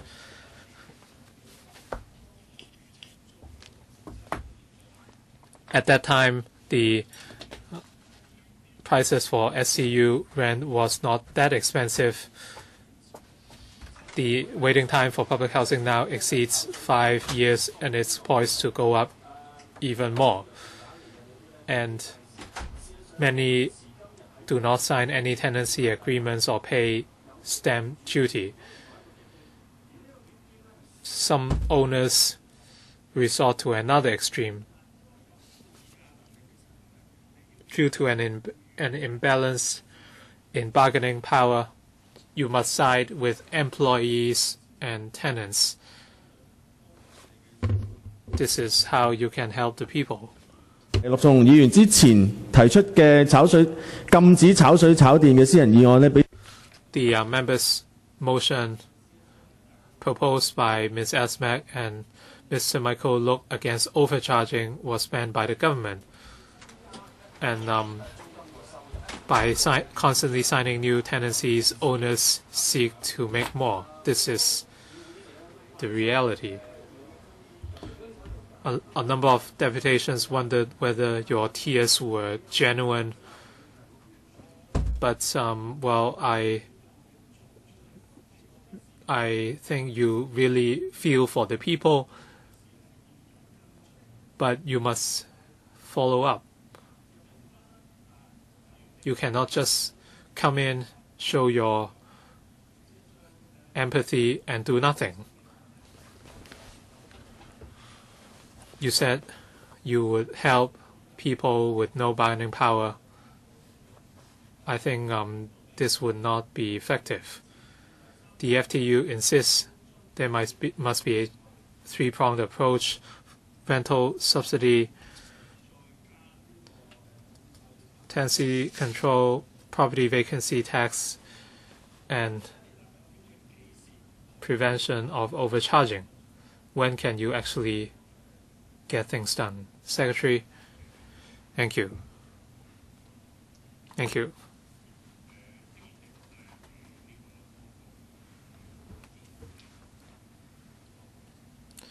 When tenants rent SDUs under an extremely tight market, the bargaining power is simple to those of employees in front of their employers. There has been overcharging of water and electricity tariffs, and some owners indicated that they are willing to install power meters for tenants. So what has the government done? In the past year, the government has done substantial work with regards to SEUs through social housing, transitional housing, and HOS flats that have not paid the premium. Of course, some of them are still being planned, and we would announce details in due course. We have heard the views of members, and we would try to adopt a flexible approach. Thank you. Mr. Olohin, Thank you, Chairman. Well, the deputations have told you their situations, and also legislators have pointed out a very important point. Tenancy control is urgently needed. This is not about the different thinkings of different political parties. I think most parties and legislators would support the implementation of tenancy control. The electoral paper has cited many overseas experiences. Well, you have taken reference from these experiences abroad. For example, in Germany in 2015, they reinstated tenancy control. They have a rent break, and the rental level of a certain unit cannot be higher by 20% than similar units in the same area. So what is the government's difficulty? How long do you want to drag your feet? Secretary. Thank you, Mr. Au. I think for members and government officials, I think we are all serving Hong Kong people. We want to build more PRH for grassrooters so that people can have adequate accommodation. When we look at the history of tenancy control in Hong Kong, it includes control on rents and control on tenure. Well, these have been discussed in Hong Kong from time to time, and there have been changes. So for tenancy control, it is a highly controversial issue. We started to study it, and up to now there are very divergent views. There is yet no consensus in the community over this issue. We have also taken reference from overseas experiences. We have seen advantages and disadvantages. So if there are other arrangements, we think that the problems can still be addressed. We do not want to create confrontation in society. I don't think there will be confrontation. Let data talk. That means, well, I'm just looking at any paper. If you look at Civic Party's letter, it points out a very important point. A lot of economic analysts will tell you that if there's tenancy control, the supply of rental units will drop. But this is all about the incompleteness of messages. If you provide enough message, this will not happen. And also in terms of data, it says that if the control on rents is cancelled, well, in 2000 is 5.4. In 2002, the vacancy rate increased to 6.8%. So, if you abolish tenancy control, the vacancy rates actually increased. Is there a correlation? I think we should discuss further about this.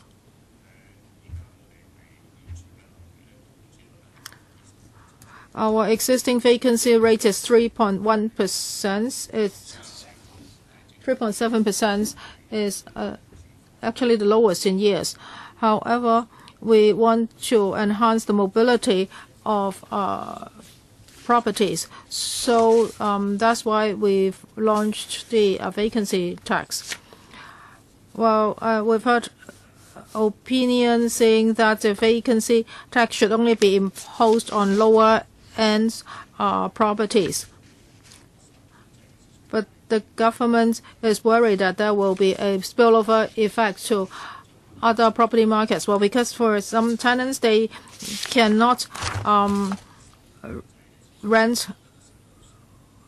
cannot secure rent-controlled flats, and they would have to rent those that are not under rent control.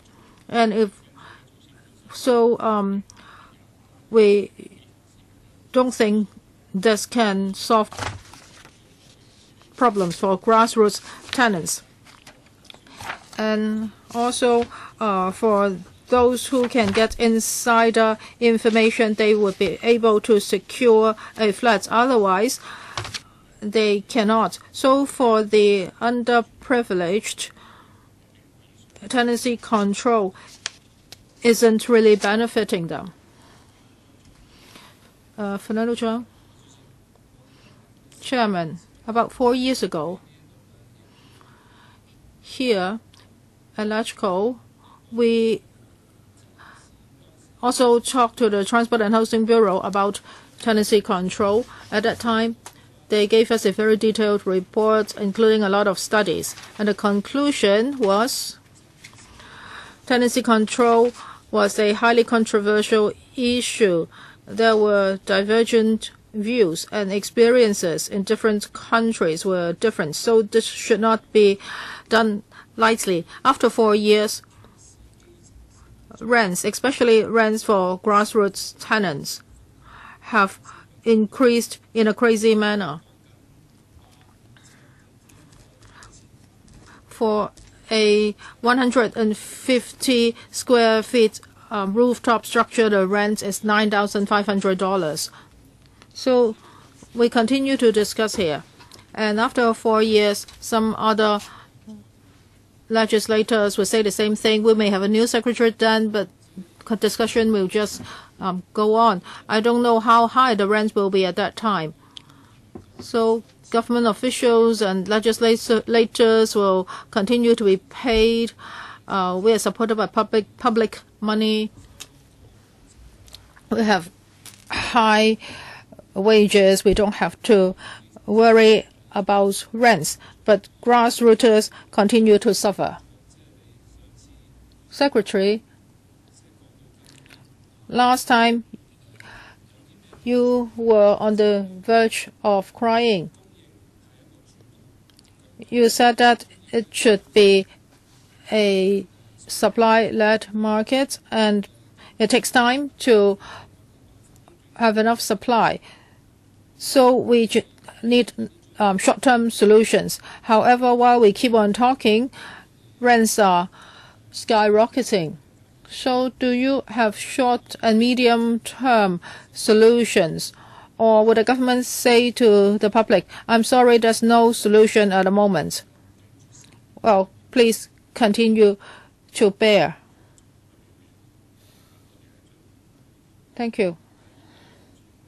At the moment, yes, the housing supply is not enough. So what short, medium-term measures do we have?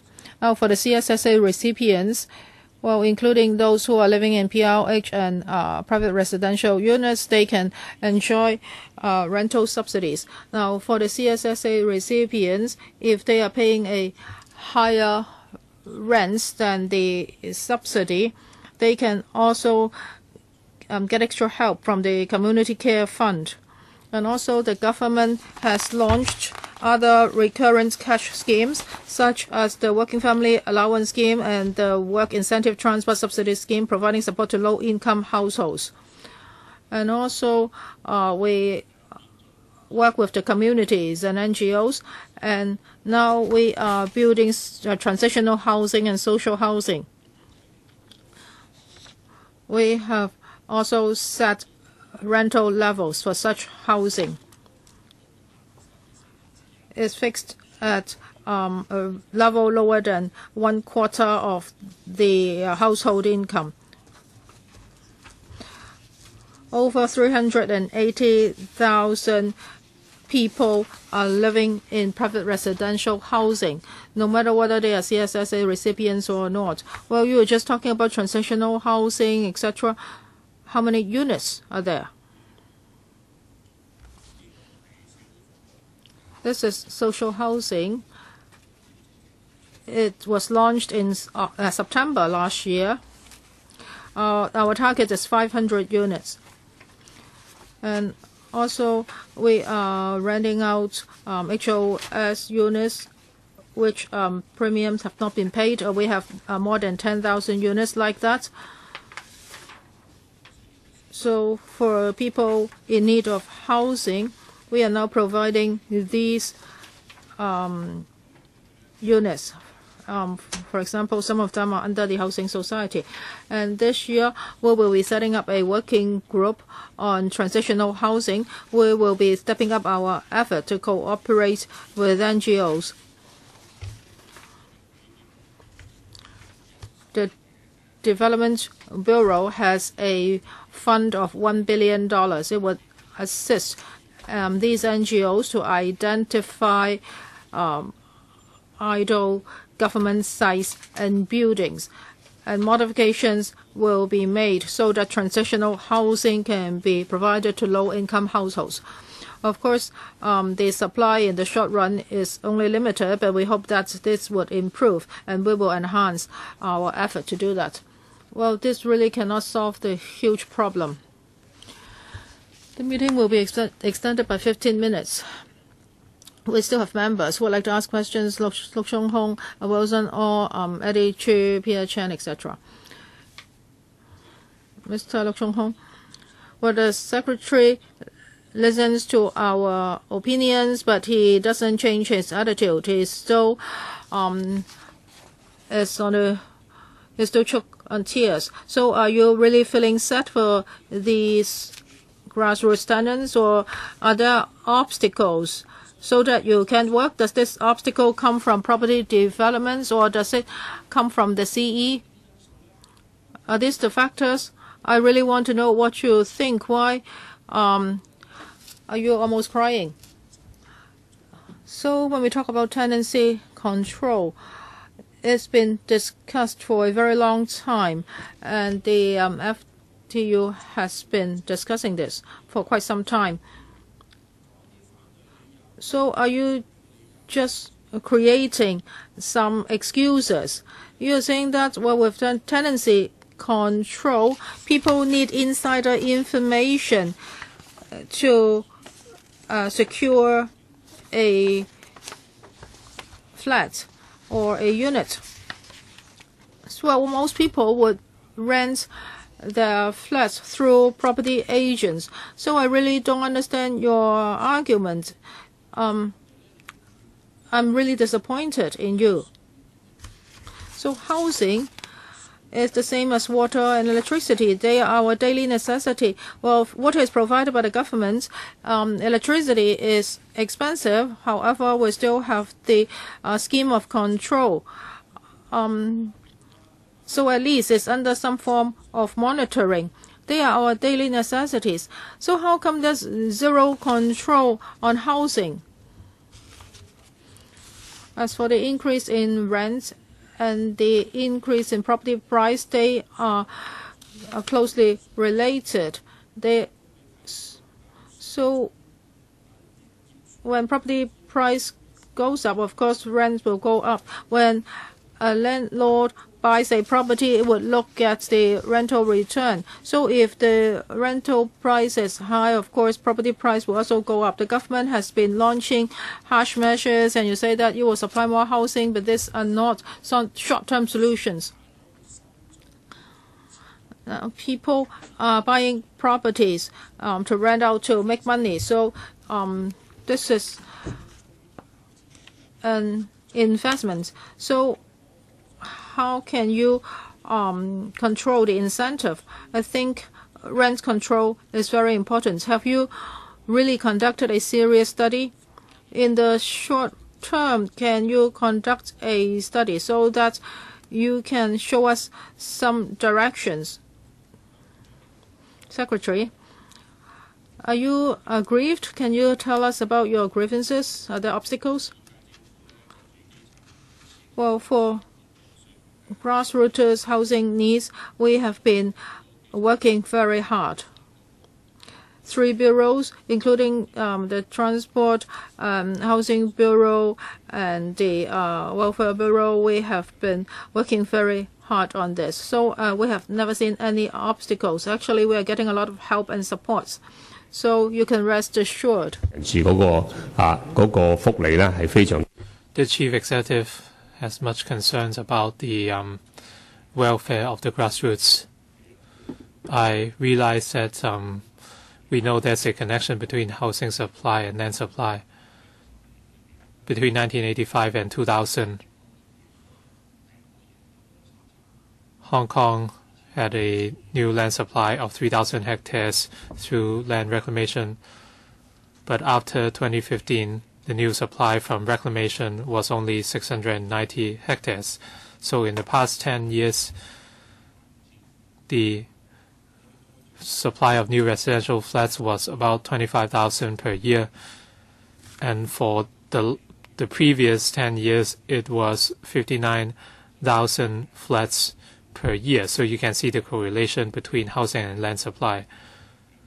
The current term government relies on the Committee on Land Supply because of the 18 projects we cover short, medium to long-term land supply. And the SAR government has earmarked 9 sites which the government converted these sites from private residential development to public housing development.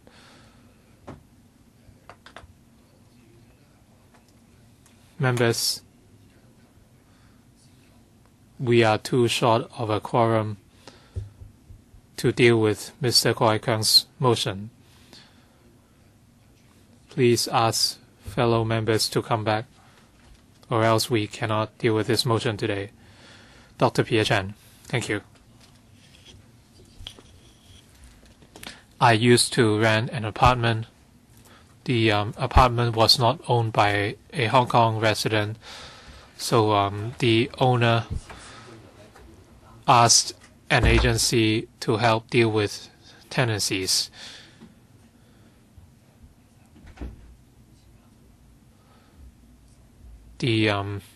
For my previous tenancy, I had to pay an 8 to 10% rise every year.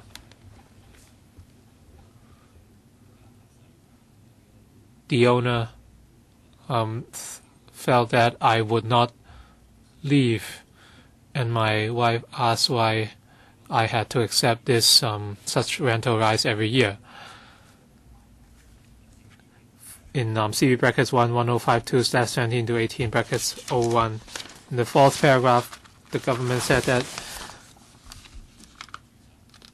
tenancy control measures would often lead to an array of unintended consequences, including those to detriment of the tenants whom the measures seek to assist. But when the government introduces the property curbs, why didn't you have such concerns on the supply of flats? I'm not saying that tenancy control is necessary, but whenever the government does not want to do something, they can give dozens of reasons. But when the government wants to do something, those would no longer be factors. Housing is essential to the stability of our society.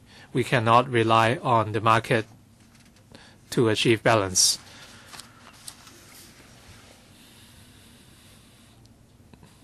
The 2014, the government conducted a study on tenancy control, but the problem is more serious than what was covered in the study. Why is the government reluctant to even consider milder proposals? Thank you very much.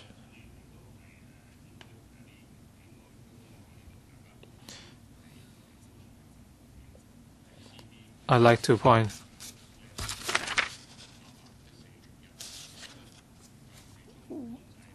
paper 1709.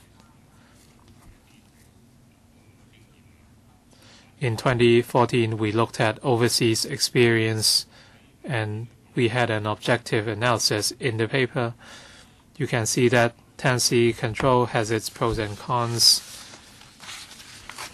and there are certain views on the situation of Hong Kong. In terms of solving housing needs,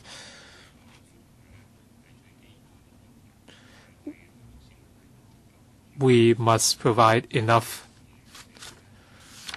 homes for Hong Kong people. That's why the long-term housing strategy was drawn up in 2014, and every year there would be forecasts of housing demand in the next 10 years.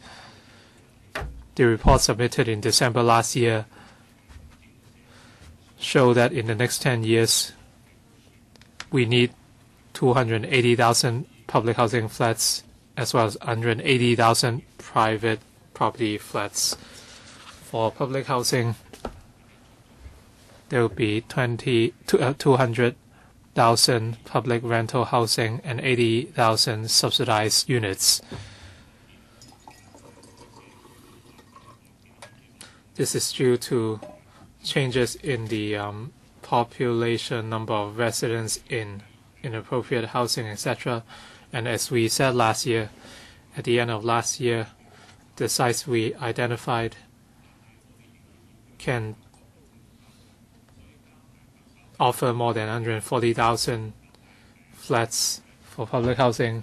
So together with the 9 sites identified by the CE, the housing production will eclipse 240,000. We will continue to work with the Development Bureau in order to secure more land for public housing. Apart from the supply of private properties, we care much about the housing needs of the grassroots. Thank you. Mr. Wilson-All, thank you. I'd like to thank the deputations for attending.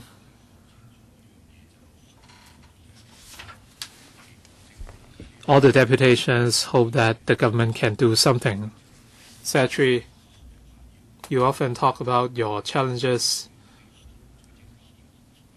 but we cannot predict the future. We understand your concerns, but I hope you can see what else can be done given the constraints. Hong Kong's property prices are the most unaffordable in the world, and rent is high, and this is a vicious cycle. For those living in SDUs, rooftop houses, these are grassroots facing great challenges. However, the government refused to do anything, and at the end, nothing is done. From my experience, most inappropriately housed people are waiting for public housing. So, Secretary,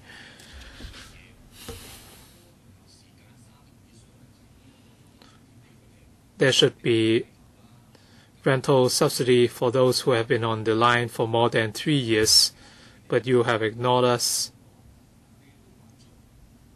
and you refuse to do anything. So you should not just offer your concerns without data support. This is something I don't agree with. So I have 2 questions. One, can you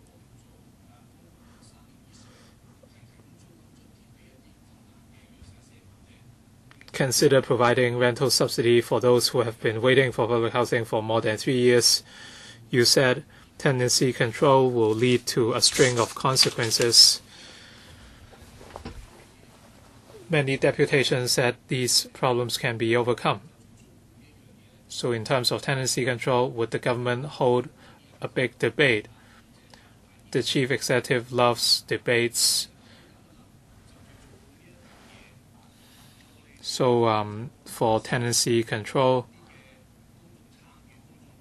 can you organize some kind of public consultation as well as a grand debate? And over the course of the grand debate, you might find answers and solutions. Otherwise, you would just be listening without action. There are a lot of calls to reinstate tenancy control. So does the government intend to facilitate public discussions? Thank you.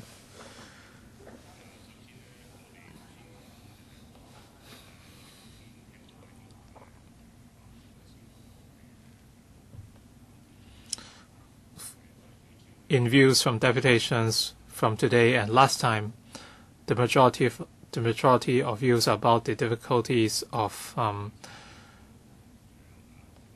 tenants, together with Dr. Law Chi-kwang, the Secretary for Labour and Welfare, had a discussion with myself on this. And through volunteer organizations,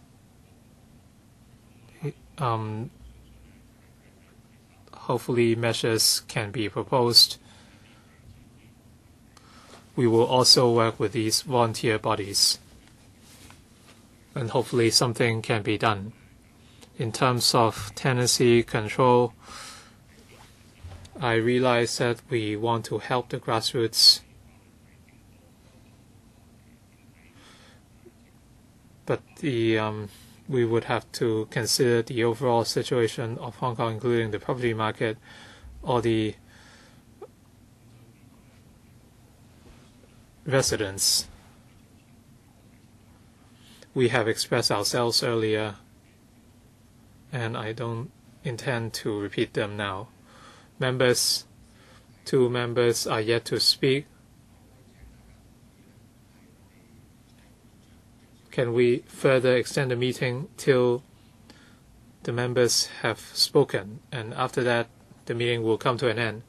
Any objections? 4 minutes each, so perhaps we can end by about 1:05. Mr. Wai-keung, can we deal with this panel, this motion at the panel on housing? This is a joint meeting, so we need a quorum. I will move the motion in the housing panel. We would wrap up after the two members have spoken. Dr. Chen Chung-tai. Thank you, Chairman. Mr. Wilson Hall mentioned a proposal for those who have been waiting for more than 3 years. A rental subsidy can be offered. You should, nonetheless, you should have tenancy control. If you provide rental subsidy for those on the waiting list, the owners would just raise the rent. You cannot dodge the fact that something must be done. If the government introduces vacancy tax, it should not just apply to first-hand properties. It should apply to all.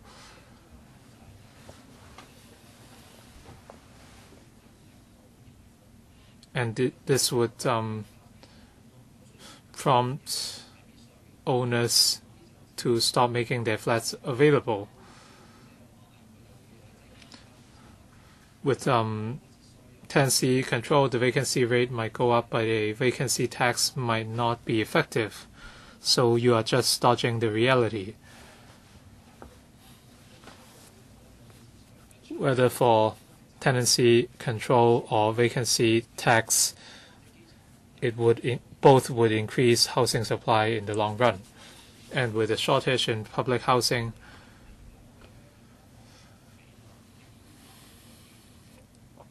what are the government standards in establishing the housing ratio? This morning, Mr. Frank Chan told reporters that Hong Kong's ratio would be 60% private properties, 20% public housing. It should be the other way around, 60% in public housing and 40% in private developments. And in the afternoon, he said it should be 70 to 30.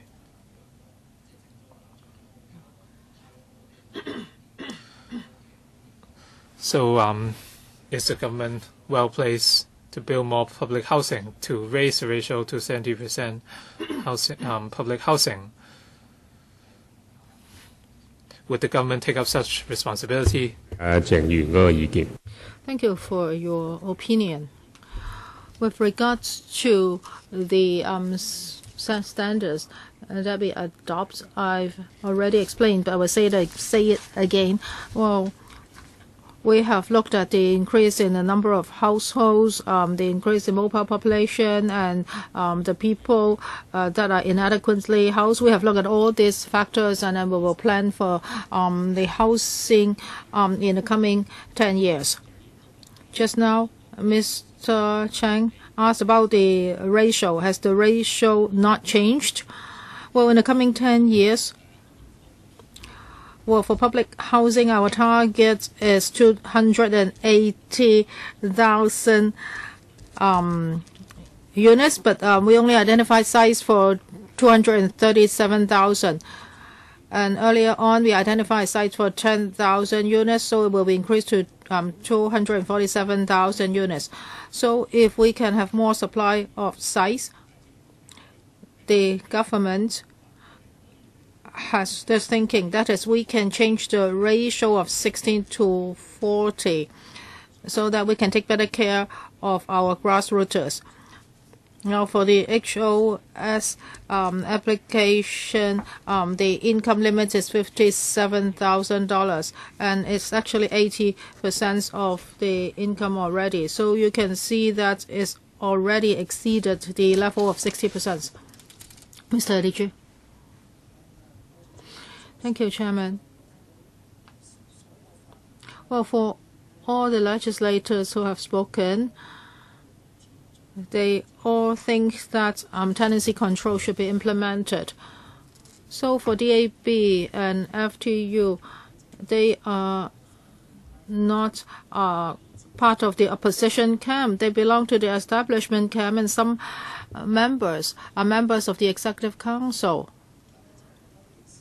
So if you really think this is something that we must do, then at the Executive Council, you should talk about it, or this should be reflected in next year's budget.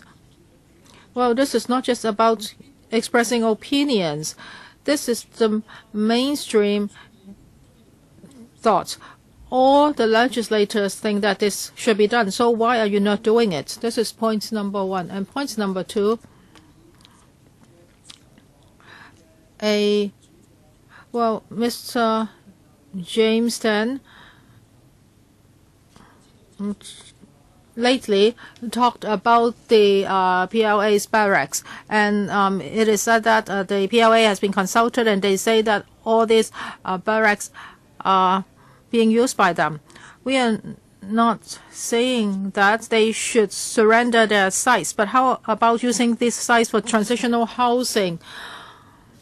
And HKCSS has been talking to property developers for a few years, and they only secure a few hundred units. But how about talking to the PLA, asking them to give us their site for 10 years, then that we can build some transitional housing on them. So we are just borrowing sites from them. Well, you know, in Hong Kong, borrowing is very common.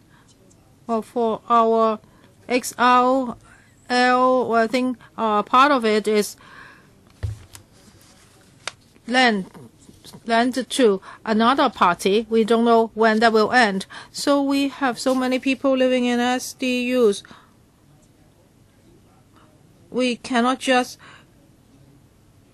build several hundred units of them. We need tens of thousands of them. So how about building transitional housing on PLA sites for 10 years? Secretary. Thank you, Chairman. Thank you, Mr. Chu. We understand the members' thoughts. Well, for transitional housing and social housing, we would consider all types of sites. And NGOs have their directions. Well, NGOs would look at the areas and districts they serve, and they would try to look for sites that are suitable. I'm asking you about PLA. I'm not talking about NGOs. Well, you're talking about transitional housing and social housing.